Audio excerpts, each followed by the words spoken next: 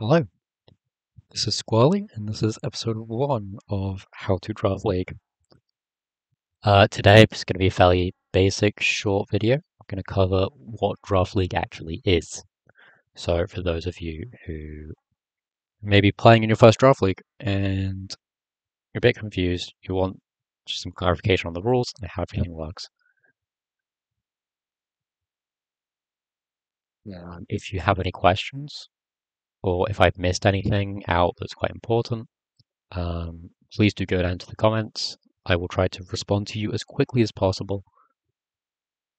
But yeah, anyways, let's get straight into it. So, basic rules of Draft League. Draft League is just a Pokemon tournament where you draft a team of Pokemon. It's not a team of 6, this is typically 10 to 11 Pokemon. Each week you will face a different opponent where you have to prepare a team of 6 out of your 10 to 11. You have to prepare a team of 6 specifically to beat and counter team your opponent's team. Now, there are some restrictions for Pokemon you can draft onto your team. You don't just freely get to choose the 10 strongest Pokemon in the format, because that wouldn't be fun now, would it? So you cannot draft a Pokemon that another player has already drafted. And just to clarify, you will likely be taking in turns to draft a Pokemon each, everyone in the tournament. So, you got to wait your turn. And if someone else drafts a Pokemon before you, you cannot draft that Pokemon. Now, you have to draft a mixture of high, middle, and low tier Pokemon. And we're going to get into that now. So tiers and points. So this is what restricts you to drafting some high tiers, some middle tiers, some low tiers. So, in draft leagues that utilize tiers, you'll be limited to drafting a certain amount of Pokemon from each tier. For example, say 1 S tier, 2 A tiers, 2 B tiers, 2 C tiers, 1 D tier. Just an example. Whether or not that's actually a realistic scenario, I don't know.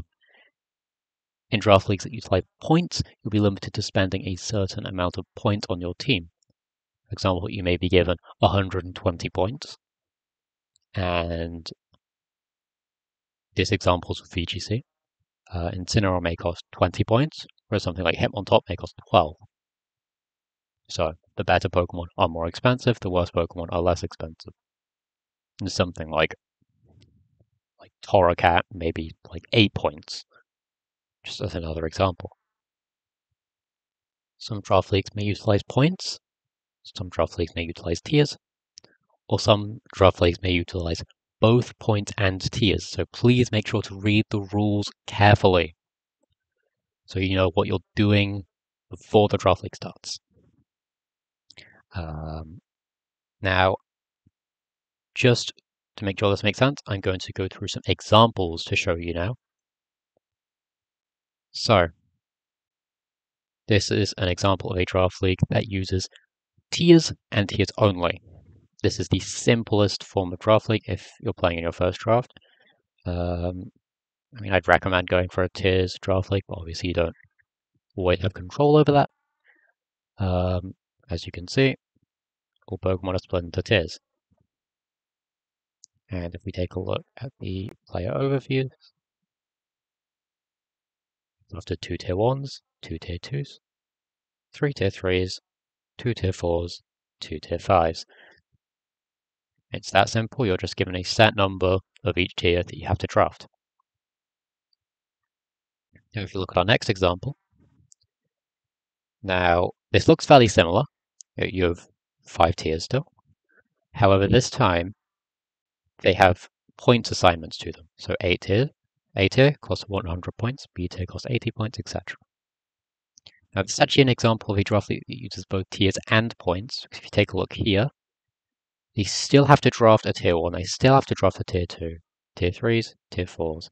However, for the second half of their team, they are free to draft whatever they want with points.